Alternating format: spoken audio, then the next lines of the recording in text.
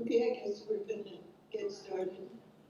Um, I want to welcome everybody to our Community Cotton Crosshairs Town Hall, presented by the Civil Abuse Mining Project and the Mateo Community Center.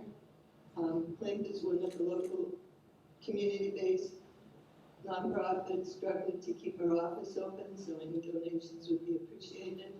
And the Mateo Community Center is also struggling to keep their doors open, so any donations for them would also help. I'm Bonnie Blackberry, president of the Civil Abuse Mining Project, and I'm going to be helping to facilitate with our secretary, Jill McClure, and I want to welcome our guests, Sheriff Billy Hansel, and Planning and Building Code Enforcement, John Ford, and our Second District Supervisor, Estelle. After the board speaks, I'll be asking some more questions, and then we'll have this mic here for people to come up and ask questions or voice your concerns. And we have cards over here if someone doesn't feel comfortable coming up here. I urge people to do that. And if we looks like we're getting close on the chairs, there's some more over there. Okay, so I'm going to start off and turn it over to Jill.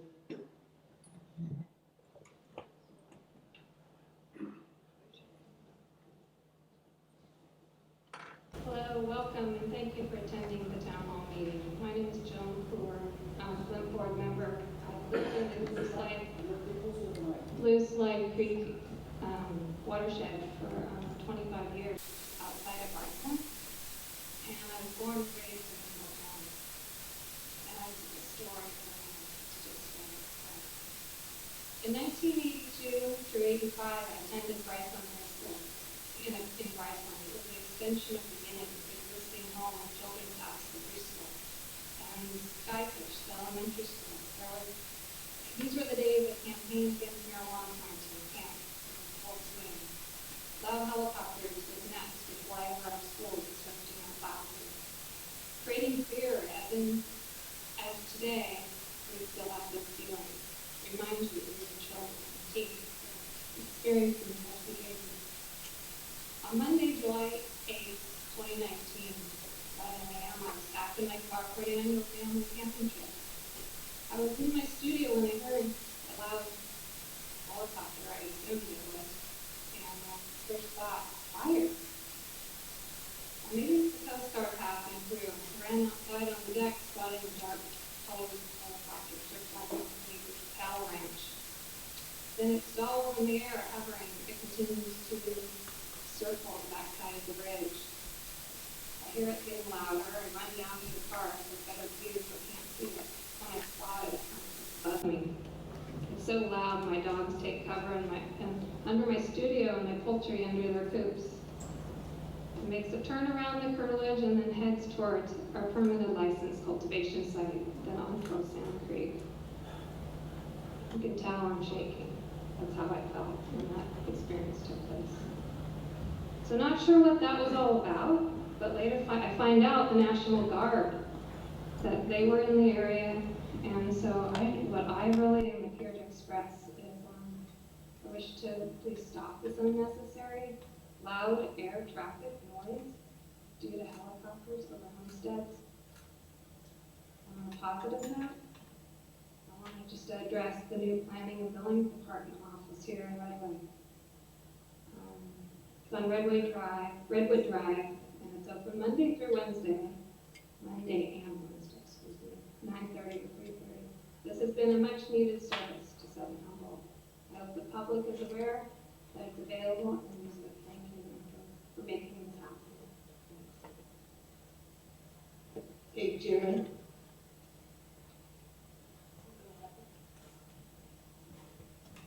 Okay.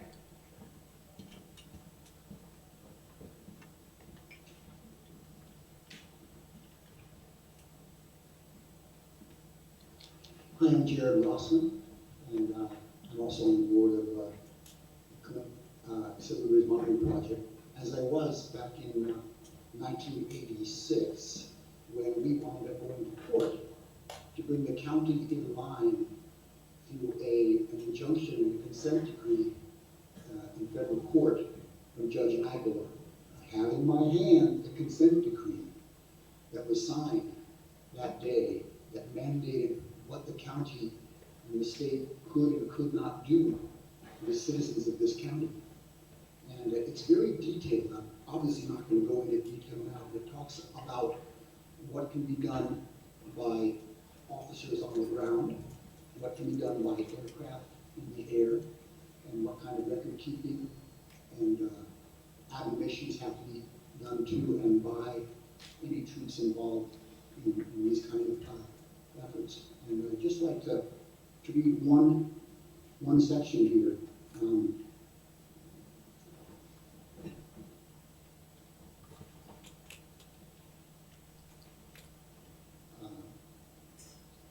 All residents of the state of California who have been subjected to the following activity by defendants in connection with, at that time, the CAMP program,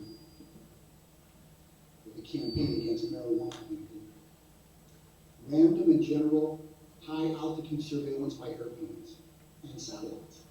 Random and general low-level surveillance by airplanes and helicopters. Dangerous helicopter activities, including harassment and detentions.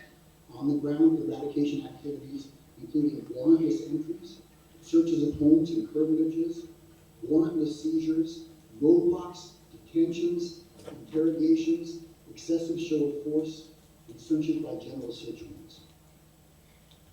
This was 32 years ago, folks. We thought we had put this in the back, in the rearview mirror, and now we're having to do it again.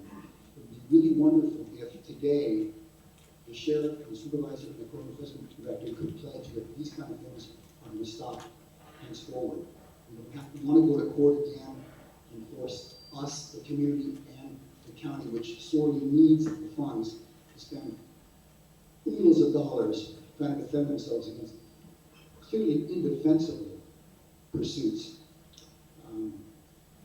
This has explicit directions for what can happen on the ground,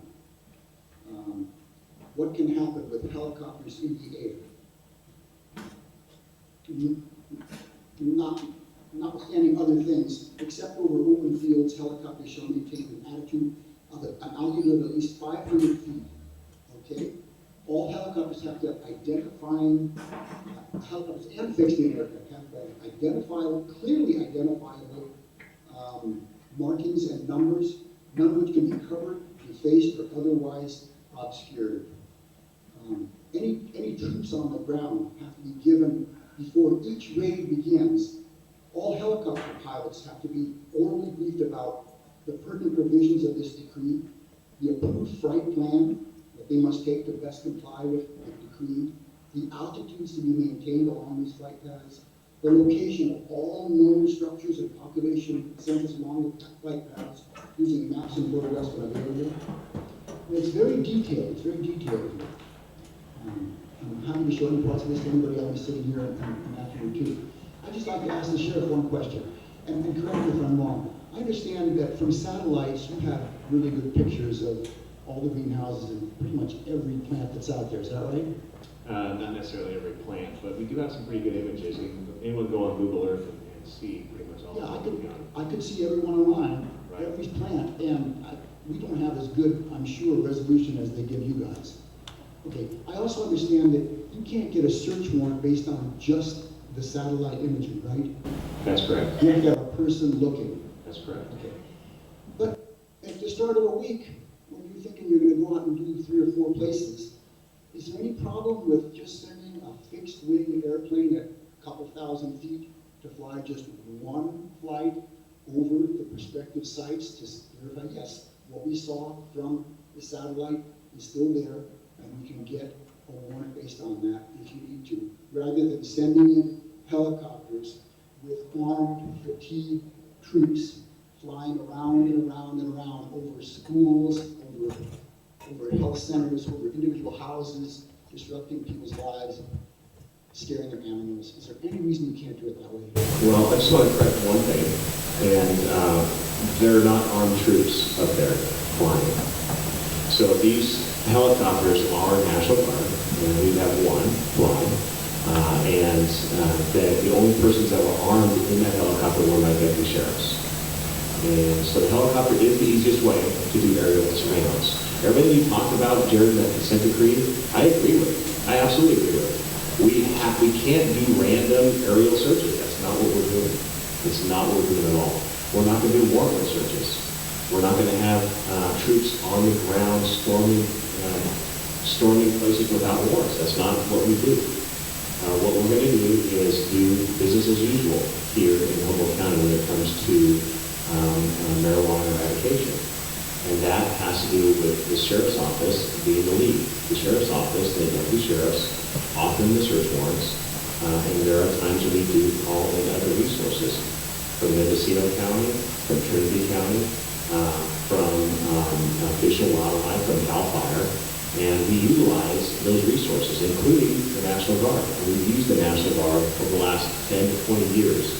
Now, going back to the 80s, and the campaigns being led by the federal government, state resources.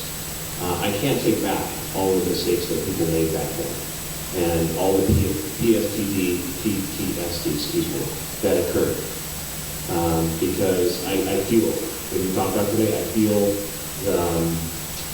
the stress and the pressure and all that coming back when you hear about it.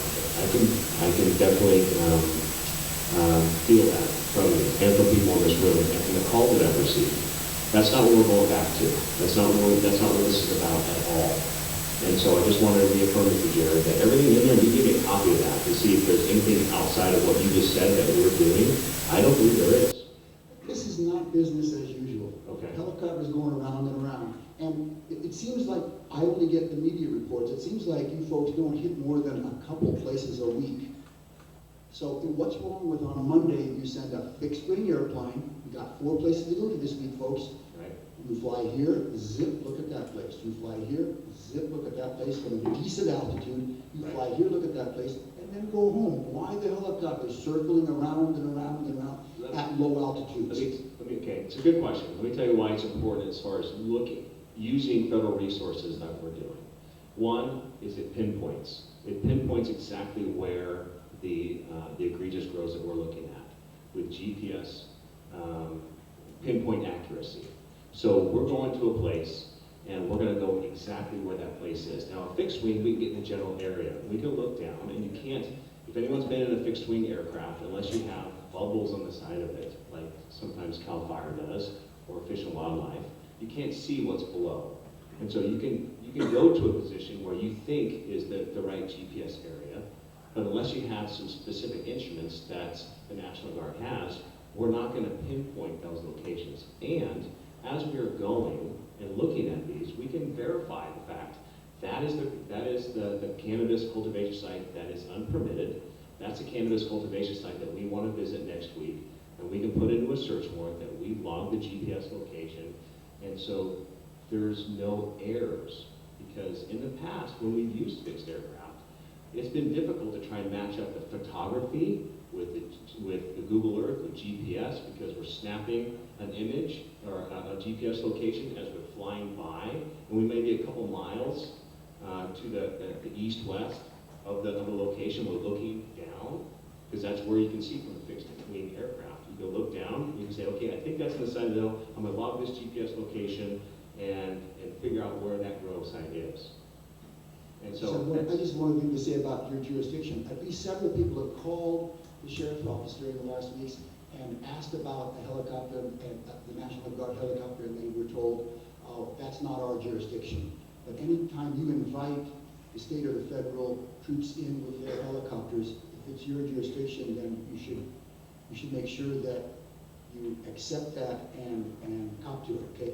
Thanks a lot. I'll let other people talk. Okay, and to talk about that, Jared, too, is because we're not going to let people know when we're flying, whether it's Coast Guard, we've used Coast Guard in the past, where we've used the National Guard, or we've rented our own private helicopter. We're not going to tell people when we're going to fly, because again, for the people that are out of compliance with the state law, they may try and cover up some of the things that they're doing. And so so we're not doing that. Again, we're complaint driven. We're going from one location to another, very strategic. But in the meantime, when we're going from one location to another, if we see a potential person, doing environmental violations, growing cannabis, putting a straw in one of the creeks, we're going to identify that and we're going to verify. And if it's a permitted grow, we're just going to turn that information over to code enforcement. If it's a non-permitted grow, we're going to follow up on it because those are people that are damaging the environment. Those are people that are not, in compliance with the state law. And those are people that we want to go after. But those, again, we're not doing random targets. We don't fly just for the sake of flying. We get complaints every day from our tip line, and we want to follow up on those. And we're thinking we're doing our due diligence by doing that and holding people accountable. But I appreciate you talking, Jared. Thank you. Clarifying thing, do you have to be at 500 feet? Could you do the same thing at 1,000 or 1,500 feet in the helicopter? It's a good question, Bonnie. Yes, there's times when we don't have to be at 500 feet, and that's something that I am going over with my guys. And if we can do aerial surveillance at 1,000, at 2,500 feet, at 10,000 feet, we're going to do that. Now, National Guard has more sophisticated planes out there. It does have fixed wing, Jared. They have fixed wing aircraft that can fly higher and that can pinpoint. And so we will utilize that in the future as well. And so we won't, be buzzing, with helicopters and maintaining a flight. That's going to be something in the future, and we will utilize that. Hi, my name's Iona Breaker, and I really appreciate you guys coming out today. I'm a new member of the Senate Board. I appreciate my community members coming out as well. Hopefully we can have some constructive conversations and try and really get you guys to understand how we as the community are feeling, and we're not trying to attack, just get a sense of security and just know that we have the community, but we do appreciate you coming and listening and hopefully giving us some clarification. I was born here in Southern Humboldt on Barley Hill in 1986. Looking out at the faces here, I know them from birth. This is my home, this is my community, and I now have a permanent farm where I was married, where I was born, where my nieces and nephews were born, and I have my state, I have my county as well. I'm trying to do everything right. And on July 8th at 10 in the morning, I was working in my garden, and a very low flying, I know that it seems lower when you're on the ground, but I don't believe it was 500 foot, Black Hawk came over, and so the first thing I did was I called the Sheriff's Department, the substation here in Garberville. The woman was very friendly, but she said that I'm the first person to tell her this, and that she had no idea what was going on, that it wasn't the sheriff that was doing it. My next call was to the county, to the planning department, and they put me through to code enforcement, who said it's out of their jurisdiction. I told them I have my permits in my hands, I'm holding them up to them because it looks like they're going to land on our field there, and they said, we don't really recommend doing that because it's not our jurisdiction. So I called the state, who I'm also licensed with, and it put me through to a phone number that says we don't have a voicemail set up. And the whole time I'm sitting there panicking because we're doing everything right. And then I noticed that they're not actually going over my farm as much as my mother's house, and she has no illegal activity. She does not grow. She's a local business owner here in town, and she's lived on the same property for going on 40 years, and she has nothing going on. And they went 3 really long, slow circles over her house that were looking like they were going to land and go up to her house. My animals are freaking out. If you come up, her plants are still pushed down, so I know it's 500 feet is what you say, but I'm not exaggerating. These plants bent over, and it really panicked. I mean, yeah, it was the end of the camp era, but I was still here and I was still present with these same people in our community. And these people that you see here today, they all have concerns, they all have questions, but none of them are what you said, these big egregious trespass grows. Nobody here is out there trying to tear apart the landscape. They're just all here trying to survive and be part of the community. And so it freaks me out. And then just to hear you say that it's complaint driven and that it's pinpointed with GPS. Well, 1 week later on the 15th of July, here comes that same Black Hawk again to my mom's property and over our farm again. And I can say that Barley Hill, we are a small community. Mostly it's first and second generations living together, and there's not that many people. And the people that are up there that have commercial cannabis going on, we all have our permits. We're all doing the right steps. And it's a little concerning to hear that, you guys are working on it, and it's just going after these egregious ones, and I have my permits are in my hands, but I just want some clarification because I know that none of the neighbors are calling each other because we all know that we have permits. We have our community watch, our road watch, and just want to make sure that our community is here and stands strong. So thank you for your time and thank you for coming in. Thank you. Thanks, Iona, right? Okay. I do want to say that when we do fly with the Coast Guard or helicopters in general, we're not looking at landing anywhere. And so I know that is something that we, unless there's an emergency, unless there's rescue operations, those kind of things, it's not, the purpose of flying a helicopter is to just do aerial surveillance. It's not to do insertion, it's not to do aerial operations, where we're dropping people in, unless it has to do with trespass throw on public land, and there's times when we have to do that because there's no roads in those areas. So that's on public land or deep into the private land and in some of the redwood forests owned by large timber companies, those kind of things. So that's what we've done in the past, and we don't plan on ever doing helicopter insertions unless it has to do with rescue operations. I appreciate you saying that, and that is clarification to me, because from my experience in the past, we have, like I said, a perfect Yes. meadow, so we've had them land for 6 plants of a neighbor's and be there for hours, and we don't know this. When I call the sheriff and they say it's not our deal, I don't know if they're gonna land. I don't know if I'm gonna get arrested on my legal permitted farm, because nobody's telling me anything, and everybody's just putting their hands in the air saying it's not our jurisdiction. Right. So thank you for coming and clarifying that. Yeah, no problem. Thank you. And then it's something to where, when you have a permit, I get it very, very clear. If you have a permit, you don't have to fear law enforcement. You really don't. Even though in the past, there's been with us versus them mentality. That has changed. We are not at war with a permit. That's not the case whatsoever. And so legal operations, permitted roads, provisional permits, those things that we're working with the county and state, we see as a legal license organization. And so we do not want to interfere with that unless we have information that says we know. And we know people that are using this as a front. And if we catch those people, then we'll deal with it. But most of them are just trying to be lawful businesses and the protections of the law. Everyone can understand that. The point of view that I have, it goes all the way down to the deputy sheriff's level. And if anyone treats you otherwise, then I need to hear about it. Because that is the mandate. And there are some people that still have a hard time with the plan because of generations of feelings. It doesn't matter. Prop 64 is passed. Prop 62 is still there. Those are provisions that give you the license to go, as long as you're going through the county and state process. So I just want to make sure that you all realize that, again, we affirm that from the sheriff's office perspective. And any resource that comes from outside the county is coming under my authority. And so anything other than that, they will not act out of what I just told you. And that is letting my authority here. Fish and wildlife, that's their own deal. They have federal resources coming in. Can I get you to clarify one other point? You had mentioned that you guys have pinpoint GPS and that it is all complaint driven and that there's no errors and you're going after egregious farms. And I just would like clarity on why my 67-year-old mother, who has no illegal activity, would get flown twice in a week very low and multiple times. Yeah, I'm not sure about that.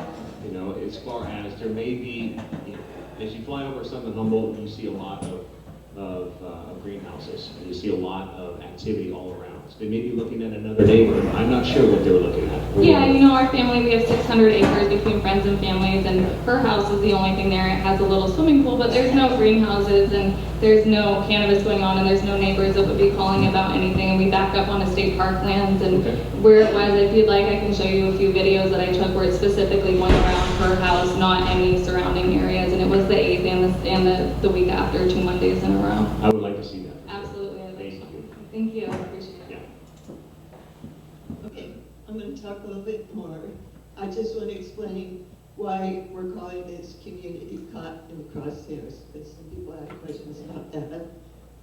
It's a feeling that many citizens feel whether or not they're growing marijuana. We've been having state and regional water boards and Fish and Wildlife intensely focused here. We're having county code enforcement abatements, and there has also been the sheriff and multi-agency law enforcement raids, and now we're getting the National Guard and mobile helicopters and troops. So it's just this convergence, and even though if you're not doing anything legal, you're not a target, you're not in the crosshairs, but when that helicopter is circling overhead, that's exactly what it feels like. Those are for humans. Then we have domestic animals and wildlife. And in the past, Mike Downey was in a helicopter off Alder Point Road circling around. Meantime, down on the ground was a horse in a corral that pretty much beat itself to death. And you can talk to him about that, because I'm sure he thought everything was cool, but he didn't notice what was going on. And if the helicopters could get up to 1,000, 2,000 feet, the impact wouldn't be as much. We're in the mountains, these canyons, and the military helicopters are like big Harleys roaring through, vibrating everything. And it's domestic animals and the wildlife. So it would be really great if you could lift up on that.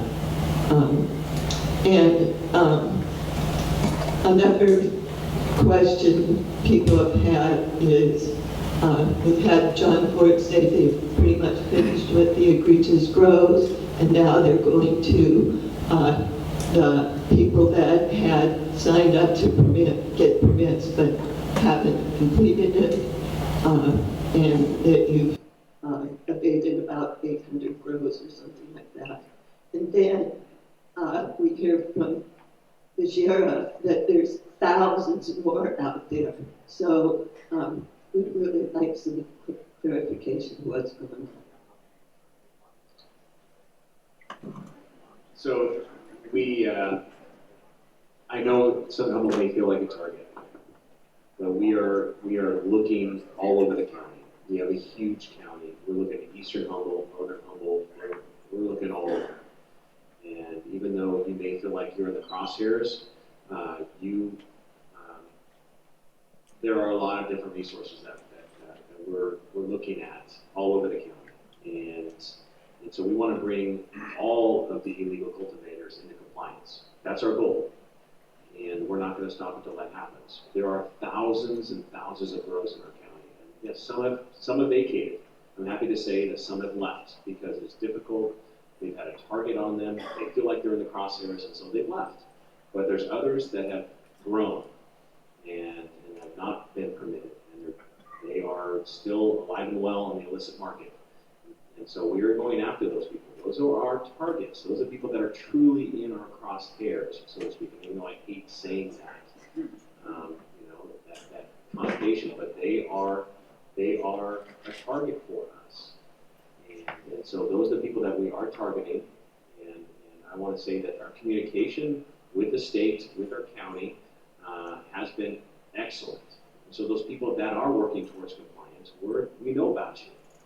So you're not one of those targets. And so yes, there's a lot out there, and John and I have different missions. We're different focused, and so but we're working together to try and bring people into compliance with the law. If I could, thanks, Bonnie. John Ford with the Planning and Building, and I just wanted to clarify some things. Our original focus was to go after the big egregious grows first. And as we've done that, we started with the bigger grows, and we've started finding that the big egregious grows aren't as prevalent anymore. I'm not saying that there's none out there, but they're becoming harder and harder and harder to find. And what that has done is put us in a place where we are continuing to abate illegal cultivation sites. But some of the sites that we have posted notices of abatement to and notice of violation have gotten smaller. And we are priority driven. We have limited resources in terms of what we're able to do. And what we're finding right now is we want to put our resources where they're most effective and efficient. And the area that is our biggest concern right now, and priority right now, is to focus on those folks that they have submitted applications, but they're not progressing in the application process. They're typically fairly large. They typically are the ones that I hear many of you complain about. But because they have been in the process, we have not brought any enforcement action against them. So what we're targeting doing right now is using some of our code enforcement resources to take a look at those and to either encourage them to finish the permitting or to take them forward for an action by the planning commission and possibly the board, which may result in a denial of the permit. And at that point, they could potentially be subject to code enforcement. Now, that is our priority, partly because we really don't want to be having continued conversations with, as it's been euphemistically stated, the mom and pop grow sites. But at some point, one of the things that we do have an obligation to do is to, and we're working on the report to the Board of Supervisors right now, is to address all of the illicit cultivation sites, regardless of the size, that are within the priority watersheds, those that are already significantly impacted, and also those that are what are called refuge watersheds because they still support fisheries. While we're not doing a lot of additional work in those areas, we are still sending out notices to abate. We still are sending out notices of violation, not in the quantity that we have been. So when I say that there's no more big egregious grows, that's not exactly what I meant. And it doesn't mean that we're not continuing to do enforcement. It's just that we're doing very targeted enforcement to focus on those that have the worst environmental impacts of this particular program. And so if you're a smaller cultivator and you're not in the permit system right now, what I want to encourage you to do is to either get into the permit system or to stop cultivating.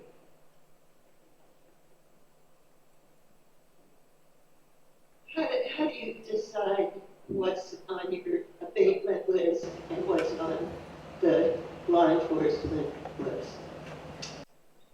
So from our perspective, and this is probably a two-part answer, one from the sheriff and one from planning and building, is that we go through, right now we go through the watersheds, we go through areas, we identify people that do not have permits, they're not in the permit process, and they are completely outside of the realm of that process provides protection to. And so we basically do areas, and I know that there have been a lot down here in South County, but as the sheriff mentioned earlier, there are a lot in the northern parts of the county, the eastern parts of the county also.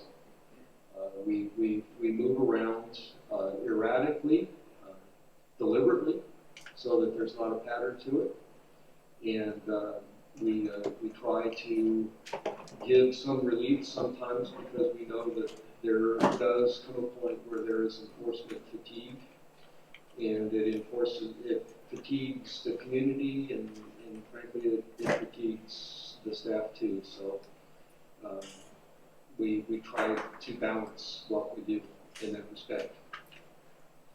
And in terms of deciding what we've been trying to stay away from the smaller grows that are less than 6,000 to 7,000 square feet, and just focus on things that are larger than that. And that's not to say that every once in a while we don't identify one that's smaller than that. Try not to. But what we're really still trying to do is hit the larger sites, hit the most egregious sites, hit the sites that not only are illegally cultivating, but have grading involved, have illegal structures involved, and particularly those that are within the stream site management areas that have water quality impacts predominantly.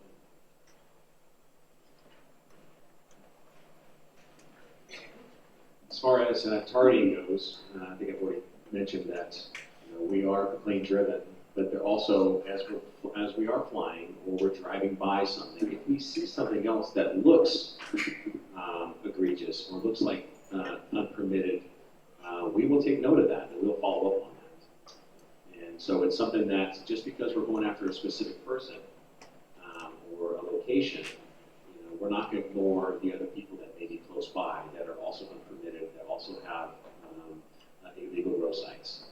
And we're trying to, just like Director Ford said, we're trying to focus again on different areas. So we may be doing 3 to 4 search warrants in a particular area, and because of the complaints, but also we want to make sure that we are utilizing our resources properly. I mean, it takes us 2 hours sometimes to drive from Eureka to some of these locations. And we want to make sure that if there's 2 or 3 unpermitted grows in those areas, that we make sure that we pay them a visit. And so it's all done, again, through search warrants and through directions from a judge, ordering the search and seizure of the cannabis there that's grown illegally. Okay, still open for 6. Yeah, I just wanted to bring us back a little bit to what prompted this meeting. And as the sheriff knows, I got a lot of calls from people who were in the process and people who were neighbors, etc. And I picked up the phone right away and conveyed those concerns to him. And I think, being a veteran myself of all of these years covering this in the 80s and 90s, I understand completely the whole concept and concern about unintended consequences and what I would call collateral damage. And so I'd like to be able, if we could, to tease out how we can make the community feel better about that. I mean, you heard what Iona said, it's easy to say if you're legal and you have a permit, you have nothing to worry about. But if you're on the ground, you worry about whether or not the person up there knows. And so you say, well, are they targeting me because they don't know I'm a permit or whatever? So I'd love to be able to get a little bit more clarity if possible. And also I'd like to throw back, if you don't mind, Bonnie, to your question. I think it's important for people to understand when it is that law enforcement steps in and when it is a code enforcement. And I think you guys tried to answer that, but I don't think it was totally clear how it came out. If you don't mind. So a couple things that I'm taking away from, just based upon what people say, is that one is just because we can fly 500 feet, do we have to? And so I'll be bringing that up with my people, see what the reason why, what was we were flying so low in some of these areas that were permitted. And if we don't, if we have such specific instrumentation there, and do we need to? If there's cameras on the helicopters, if there's those kind of things that we can utilize, then why don't we utilize that and stay above 1,000, 1,500, 2,500 feet? So I'll be following up with that to make sure that if that is a possibility, I'll make sure that happens next time, because I don't want to cause undue attention. Again, if we can do this without people knowing, that would be the ultimate goal here. And so we don't want to just fly for the sake of flying to stress people out. That's not what we want to do. And so we will be following up with that and making sure that they know the mandate. And they know that we don't want to stress people out. We don't want to bring people back to the days where you're just wondering, are these federal troops going to, come down out of helicopters, going to raid, our land and land on our property. And when you don't really know, when there's a lot of anxiety from that, it's undue anxiety. So I don't want to have that happen with this community. As far as code enforcement and law enforcement interaction, if someone is in the permit process, we get a complaint, and let's say it's a complaint of a greenhouse, and they're concerned about noise from generators and light deprivation at night, with light being exposed, potential growing over their limits. Those cases get turned over to code enforcement, and code enforcement will follow up on those. What we'll do is we'll verify. When we get a complaint, is this in the permit process? Do they have a permit? And if it's just because of cultivation size or location, and have commitments. Nothing that we can follow up on. And so we will then turn that over to John Ford and his crew, and then they can follow up on it. I just want to say that the lower the helicopters is, the more problems and possible harm that can happen on the ground. And there's a lot of people that said that a helicopter that's supposed to be at 500 feet was actually lower. Hopefully we'll hear some more of that. I just want to say that the purpose of this meeting is to provide an opportunity for people to voice their concerns and experiences and ask questions regarding the county's marijuana enforcement methods, impacts, and especially with the recent National Guard involvement of low-flying helicopter complaints. And we ask that everyone be respectful, no personal attacks. We're here to give